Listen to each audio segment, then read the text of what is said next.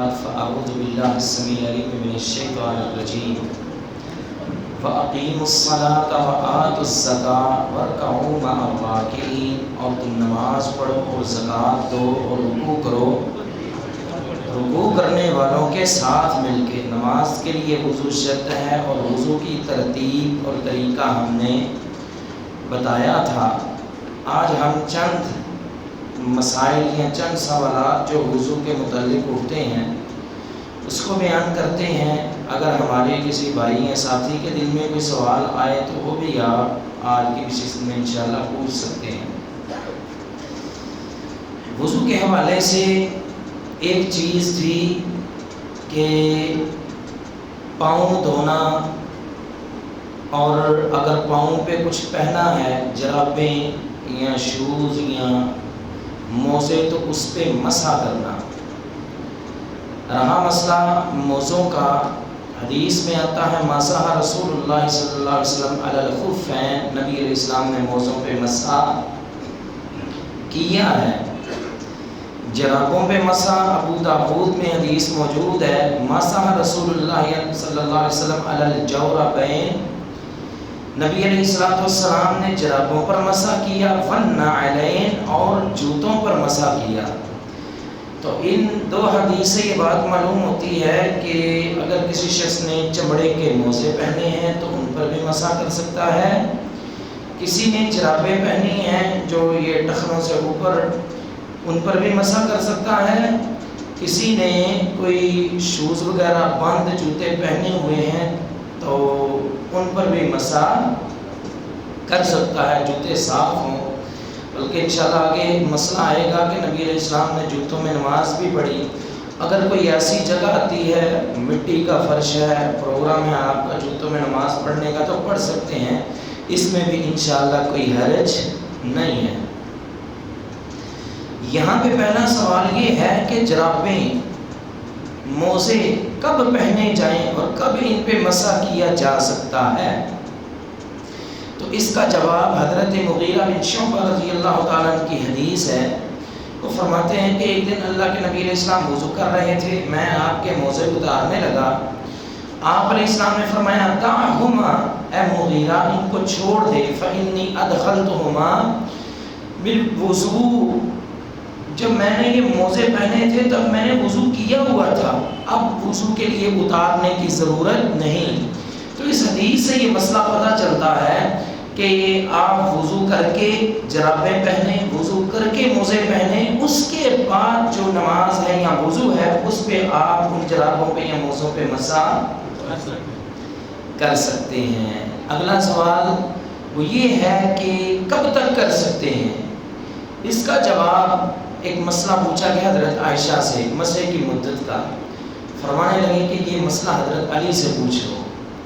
حضرت علی سے وہ سائل آیا پوچھنے کے لیے کہ یہ مسح کی مدت کتنی ہے؟ آپ رضی اللہ تعالیٰ نے فرمایا کہ للمسافر ثلاثۃ ایام ولیالہن، نبی علیہ السلام نے جو مقرر کی ہے مسافر کے لیے 3 دن اور 3 راتیں، وللمقیم یوم و لیلہ، اور جو مقیم ہے، مقیم ہوتا ہے اسی جگہ میں رہنے والا جو اپنے علاقے میں ہی رہتا ہے، اس کے لیے مسح کی جو مدت ہے وہ 1 دن اور 1 رات۔ اگر سفر پہ ہیں تو 3 دن اور 3 راتیں، اگر گھر پہ ہیں تو 1 دن اور 1 رات مسح کر سکتے ہیں۔ یہ تو تھے مسح کے مسائل۔ اگلا سوال وضو کے متعلق وہ یہ ہے کہ وضو کے جو اعضاء ہیں وہ پے در پے دھونا ضروری ہے۔ بعض دفعہ ایسا ہوتا ہے کوئی شخص وضو کر رہا ہے، پانی تھوڑا آ رہا ہے، وضو کیا، منہ دھو لیا، بازو دھو رہا ہے، پانی ختم ہو گیا، اب وہ کہتا ہے جی میں پاؤں ہی دھونے ہیں، دوسری جگہ پہ جاتا ہے، جا کے صرف پاؤں دھو لیتا ہے، کیا یہ اس کا وضو درست ہے؟ تو اس کا جواب یہ ہے نہیں، اسے اب دوبارہ وضو کرنا پڑے گا۔ کیوں؟ کیونکہ وضو کے لیے لگاتار پے در پے اعضاء جو ہیں وہ دھونا ضروری ہے۔ ایک مسئلہ، اس کی دلیل میں بعد میں دیتا ہوں کیونکہ ایک ہی دلیل ہے جس سے 2-3 مسائل جو ہیں وہ اخذ ہوں گے یا 2-3 سوالوں کے جواب ہوں گے۔ دوسرا سوال وہ یہ ہے کہ ہم بعض دفعہ وضو کرتے ہیں اور کچھ اعضاء سوکھے رہ جاتے ہیں. بعض دفعہ دیکھا ہے کسی کی تھوڑی سوکھی رہ گئی ہے، کہتے ہیں جی تھوڑی سوکھی ہے، وہ جا کے پانی لیتا ہے، گیلا کرتا ہے، ہاتھ مار لیتا ہے، چلو جی. والوں کی کونیاں سوکھی رہ جاتی ہیں، وضو کیا ہوا ہے، پھر وہ جاتے ہیں جا کے پانی لیتے ہیں، ہاتھ مارا اور کیا ہو گیا جی، وضو ہو گیا. نہیں، نہ اس کا وضو ہوا نہ اس کا ہوا. اب دلیل دونوں کاموں کی ایک ہی ہے. حدیث میں آتا ہے ایک شخص نبی علیہ السلام کے پاس آیا، اس نے وضو کیا تھا، آپ علیہ السلام نے اس کے ٹخنوں کو دیکھا جو سوکھے تھے. فَأَمَرَهُ رسول اللہ صلی اللہ علیہ وسلم أَن يُعِيدَ الْوُضُوءَ، نبی علیہ السلام نے اسے حکم دیا کیا دوبارہ وضو کرے. اس سے یہ بات معلوم ہوتی ہے اگر صرف اسی پہ ہاتھ پھیرنا کافی ہو جاتا، نبی علیہ السلام فرماتے جا ہاتھ پھیر تیرا وضو کافی ہے. دوسرا یہ بھی مسئلہ ثابت ہو گیا، وضو تو اس نے کیا تھا، آخر میں پاؤں ہی رہ گئے تھے نا، تو نبی علیہ السلام نے اسے وضو کا حکم دیا. اس سے یہ بھی بات معلوم ہوتی ہے کہ وضو وہی ہے جس میں لگاتار پے در پے اعضاء جو ہیں دھوئے جائیں. ایسا نہیں ہے کلی کر لی، منہ دھو لیا، 2 منٹ بعد جا کے تو بازو دھو لیے، پاؤں دھو لیے. نہیں، ایسے وضو نہیں ہے، بلکہ فوراً کلی کر کے ناک میں پانی، فوراً منہ، فوراً ہاتھ دھوئے، فوراً پاؤں دھوئے، پھر وضو ہوگا. کیوں جی، بات کی سمجھ آئی ہے کہ نہیں آئی؟ اس حوالے سے ایک احتیاط یہ بھی کیا کریں کہ بعض اکثر جو لوگوں کو دیکھا ہے وضو کیا یا ٹخنے وغیرہ سوکھے یا کچھ اعضاء سوکھے رہ جاتے ہیں، آپ علیہ السلام نے بڑے سخت جملے بولے، فرمایا ویل للعقاب من النار، فرمایا کہ جس کی ایڑیاں جو ہیں وہ خشک رہ گئیں ان کے لیے جو ہے جہنم کی آگ ہے، ویل ہے، ان کے لیے ہلاکت ہے. لہذا ان چیزوں کا خاص خیال رکھا کریں. ایک اور بڑا اہم مسئلہ ہے وضو کے حوالے سے. بعض افراد وضو کرتے ہیں اور جب نماز پڑھنے کے لیے آتے ہیں تو جلدی وہ شلوار اپنی فولڈ کرنا شروع کر دیتے ہیں. یہ نماز کے مسائل میں انشاءاللہ آئے گا کہ یہ فولڈ کرنا درست ہے کہ نہیں. یہ بھی عمل جو ہے نا یہ درست نہیں ہے. تو وہ جلدی فولڈ کرنا شروع کر دیتے ہیں. جب وضو کیا تھا تب ان کی شلوار جو تھی ٹخنوں سے نیچے تھی، جبکہ مشکات میں حدیث ہے، اور حدیث اسے شیخ زبیر علی زئی رحمہ اللہ تعالی حسن کہتے ہیں، عبد المنان نورپوری رحمہ اللہ تعالی حسن کہتے ہیں، اور بھی بڑے علماء اس کو حسن کہنے لگ پڑے ہیں جو پہلے ضعیف سمجھتے تھے. اس حدیث میں کہ ایک شخص نبی علیہ السلام کے پاس آیا، وضو کیا، آپ علیہ السلام نے فرمایا اذهب فتوضا، چل جا کے وضو کر. وہ وضو کرنے گیا، آیا، شلوار اس کی ٹخنوں سے نیچے ہے. پھر نبی علیہ السلام نے فرمایا اذهب فتوضا، چل وضو کر کے آ. اب کسی نے پوچھا اللہ کے نبی آپ اسے بار بار وضو کا کیوں حکم دے رہے ہیں؟ آپ علیہ السلام کے جملے سنیں اور مسئلے آپ خود ہی حل کرتے جائیں. آپ نے فرمایا ان اللہ لا یقبل صلاۃ رجل المسبل ازارہ، اللہ تعالیٰ اس بندے کی نماز کو قبول نہیں کرتے جس کی شلوار ٹخنوں سے نیچے ہوتی ہے. کیوں جی، بات کی سمجھ آئی ہے کہ نہیں آئی؟ جس کی شلوار ٹخنوں سے نیچے ہوتی ہے اللہ تعالیٰ اس بندے کی نماز، نبی علیہ السلام کہہ رہے ہیں، ہم نہیں کہہ رہے، میں نہیں کہا رہا، بعد میں آپ کہیں مولوی صاحب کے فتوے دے دینے، میں نے فتویٰ کوئی بھی نہیں دیا. نبی علیہ السلام کی حدیث کے الفاظ ہم نے آپ کو سنائے ہیں. ان اللہ لا یقبل، بے شک اللہ تعالیٰ نہیں قبول کرتا، صلاۃ رجل، آدمی کی نماز، المسبل ازارہ، جس کا ازار ٹخنوں سے نیچے لٹک رہا ہو. تو لہذا اس میں بھی ساتھی احتیاط کریں. ایک اور مسئلہ پوچھا جاتا ہے وضو کے حوالے سے ہی کہ وضو کر کے چھینٹے مارنا، تو یہ درست عمل ہے. اللہ کے نبی علیہ السلام سے ثابت ہے کہ آپ علیہ السلام وضو کرتے تو اپنے ازار پہ وہ چھینٹے مارتے تھے. اس میں کئی وسوسوں کا حل ہے. بعض دفعہ بندے کو نماز میں خیال آتا ہے کہ شاید میرے پیشاب کے قطرے نکل گئے ہیں، وہ جاگتے دیکھتا ہے، حالانکہ ہوتا کچھ نہیں ہے، شیطان کی طرف سے وسوسہ. تو یہ چھینٹے مارے ہیں، اب خیال نہیں آئے گا تو بندے کو پتہ ہے میں نے بھی چھینٹے لگائے ہوئے ہیں، تو لہذا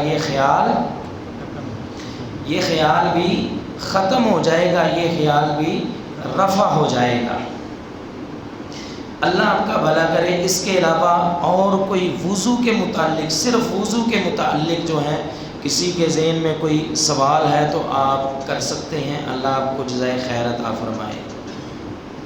ہاں، وضو کے حوالے سے ایک مجھے مسئلہ یاد آیا کہ وضو کر کے بعض لوگ آسمان کی طرف دیکھتے ہیں یا انگلی سے اشارہ کرتے ہیں۔ دعاؤں کا بھی ہم ذکر نہیں کر رہے، دعاؤں کا انشاءاللہ اگلی نشستوں میں ذکر کریں گے۔ تو اللہ آپ کا بھلا کرے، یہ کسی صحیح حدیث میں بھی ثابت نہیں ہے وضو کرنے کے بعد آسمانوں کی طرف دیکھنا یا انگلی کے ساتھ اشارہ کرنا۔ ہاں جی، کسی بیمار شخص کو جو راتری موجود ہے وہ پانی بھی نہیں استعمال کر سکتا، وہ کس طرح وضو کرے؟ پانی نہیں استعمال کر سکتا، ایسا وہ موجود مجبور ہے ہے۔ کہ ہاں بھائی کا سوال ہے جی، کوئی شخص اتنا بیمار ہے کہ وہ پانی استعمال ہی نہیں کر سکتا، پانی استعمال کرے گا تو مزید اس کی حالت بگڑنے کا مسئلہ ہے۔ پہلے تو کوشش کریں آخری وقت تک پانی استعمال کروائیں، بیمار ہے گرم پانی کر دیں، ٹھیک ہے۔ اگر کوئی ایسا مسئلہ بن ہی نہیں رہا، بہت زیادہ نقصان دہ ہے، تو انشاءاللہ تیمم چلے گا جو وضو کے قائم مقام ہے، اور تیمم کا طریقہ بھی ہم انشاءاللہ اگلی نشستوں میں ذکر کریں گے۔ اگر کوئی محتلم ہو جائے یا میڈیا ہاں، وہ تو غسل میں ہم ذکر کریں گے نا، یا جن چیزوں سے وضو ٹوٹتا ہے۔ بیمار ہے یا ایسی ہاں۔ تکلیف ہے کہ وہ بدن کا خطرہ ہے، جان کا خطرہ ہے، ایسی صورت اچھا، یہ بھی ذکر کر دیتے ہیں، یہ پھر 3-4 سوال کٹھے بن جائیں گے۔ وہ قاری صاحب مسئلہ پوچھ رہے ہیں کہ اگر کوئی جنبی ہو جائے یا محتلم ہو جائے تو اس کا کیا حل ہے؟ اس میں کئی سوال اٹھیں گے۔ پہلی چیز تو یہ ہے کہ اس کے ساتھ وضو تو ختم ہونا ہی ہونا ہے، اب بندے پہ غسل واجب ہو گیا ہے، ایک مسئلہ۔ دوسرا مسئلہ، اگر کسی شخص نے وضو کر کے جرابیں پہنی ہیں یا موزے پہنے ہیں نا، جب بھی اس کو احتلام ہوا ہے یا وہ حالت جنابت میں چلا گیا کسی بھی طریقے، اب ان پہ وہ مسح بھی نہیں کر سکتا، اب جرابیں اور وہ موزے جو ہیں وہ بھی اتارنے پڑیں گے۔ ہاں، کوئی سو رہا ہے یا ایسے ویسے معاملات کے لیے یہ جرابیں وغیرہ نہیں اتارنے پڑیں گی، بلکہ جو جنبی ہو گیا اس کے لیے اب یہ چیزیں اتارنی ضروری ہیں۔ کیوں؟ کیونکہ اب اس پہ غسل جو ہے وہ لازم ہے۔ اگر کوئی ایسا شخص ہے جو شدید بیمار ہے، سردی کا موسم ہے اور جنابت کی حالت میں ہے، محتلم ہو گیا ہے، اس کے لیے کیا حکم ہے؟ اس کے لیے یہی حکم ہے کہ ابھی وہ غسل نہ کرے بلکہ تیمم کر لے، اللہ تعالیٰ خیر والا معاملہ فرمائے گا۔ ایسا نہیں ہے کہ وہ اپنی جان کو ہلاکت میں ڈالے، غسل کر لے اور بعد میں وہ اللہ معاف کرے قبرستان پہنچ جائے۔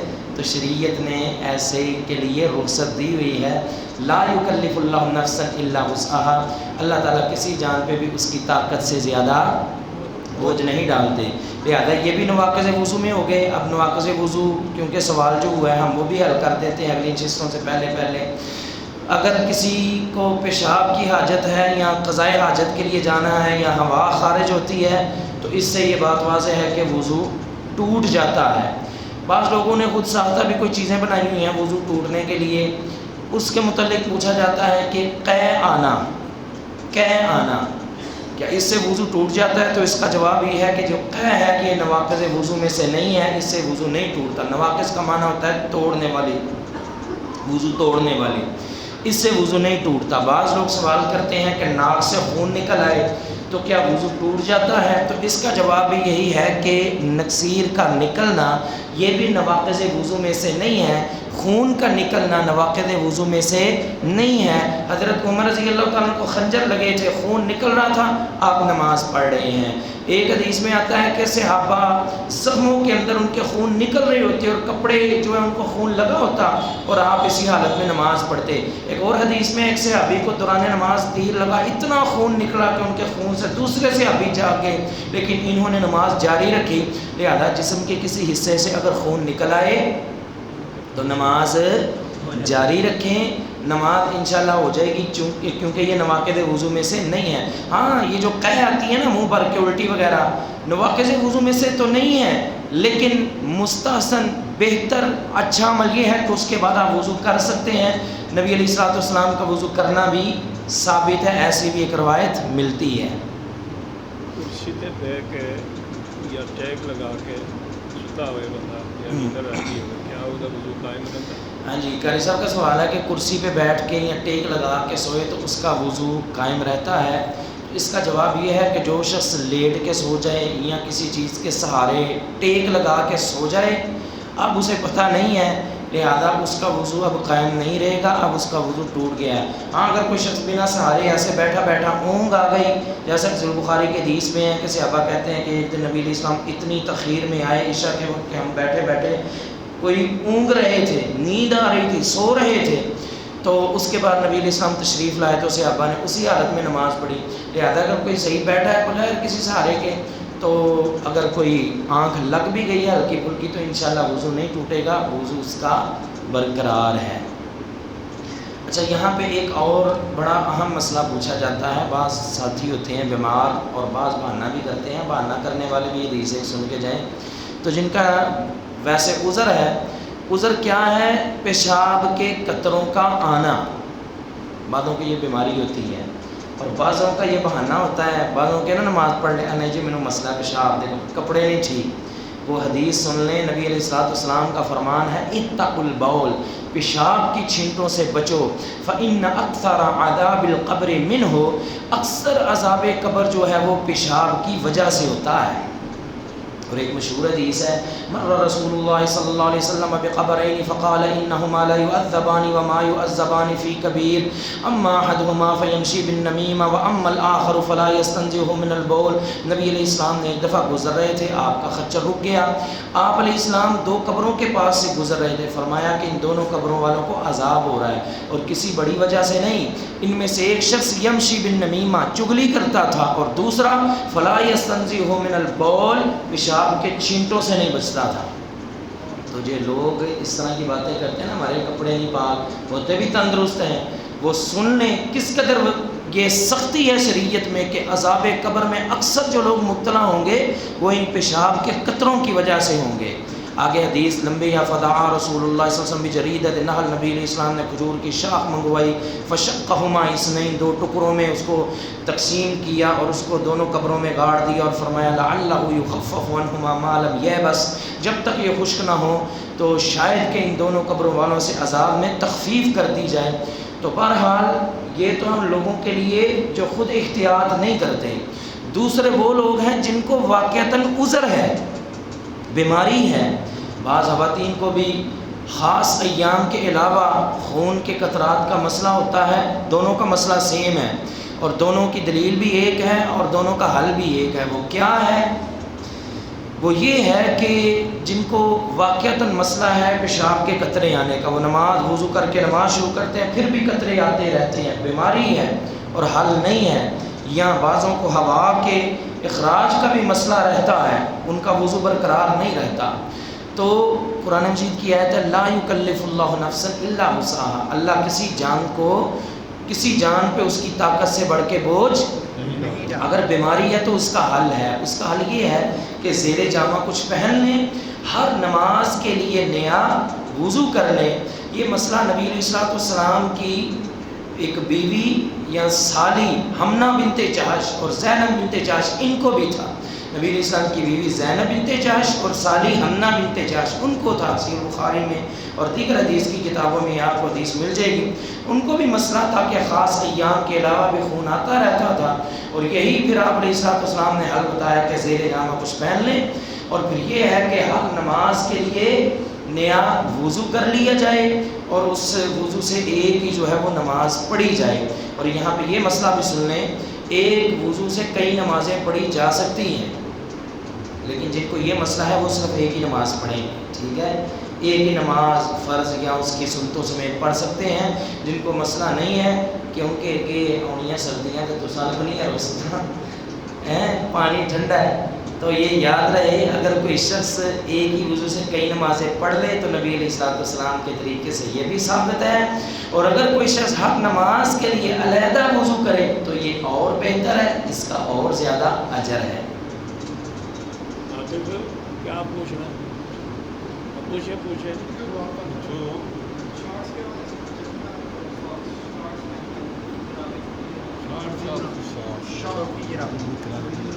ہاں اس کا ہم نے بتلا شارٹس، ہاں نہیں یہ چھوٹی نکلیں جرابیں، ہاں جرابوں میں انشاءاللہ چھوٹی جرابیں بھی کوئی مسئلہ نہیں، مسا ہو جائے گا۔ آپ کو ایک چھوٹا سا لطیفہ سنائیں؟ آپ کو ایک چھوٹا سا لطیفہ سنائیں؟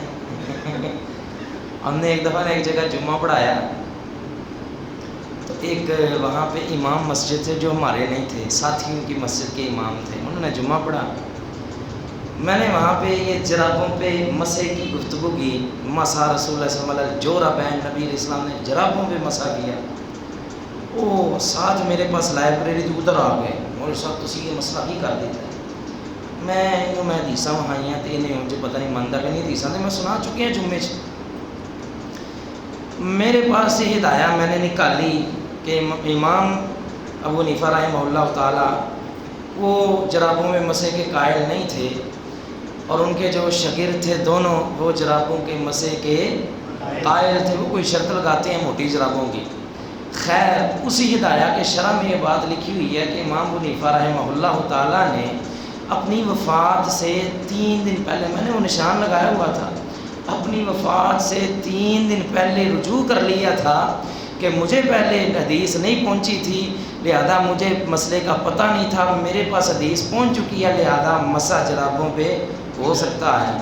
اب وہ مولوی صاحب خود ہی ایک دن مجھے آ کے سناتے ہیں، قاری صاحب فجر لے بڑی ٹھنڈ ہوتی ہے تو میں وینا جی کوئی نمازی نہیں ہوتا تو میں مسا کر لینا، جی وینا جی کوئی نمازی آ رہا ہے تو پھر میں لا کے پیر دھو لینا. اللہ اکبر.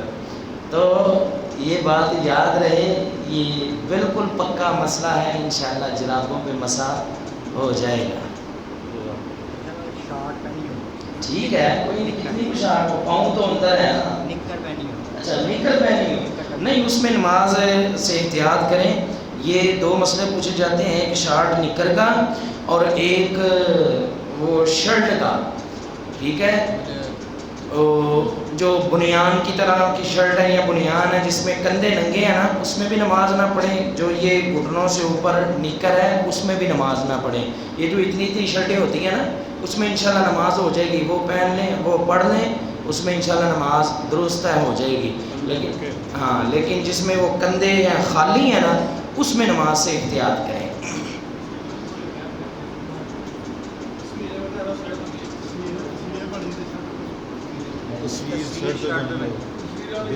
یہ تو نماز کے مسائل میں آئے گا نا، ابھی وضو کے پوچھیں لیکن نہیں پڑھنی چاہیے اس شرٹ میں نماز، لیکن یہ نماز کا مسئلہ آئے گا. وضو کے متعلق بھی ہے تو وہ پوچھیں.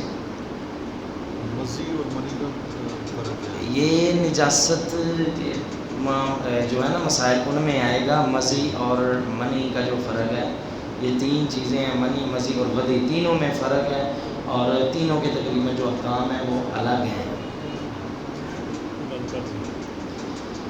سبحانک اللہم و بحمدک اشہد ان لا الہ الا انت استغفرک و اتوب الیک. وآخر دعوانا الحمد للہ.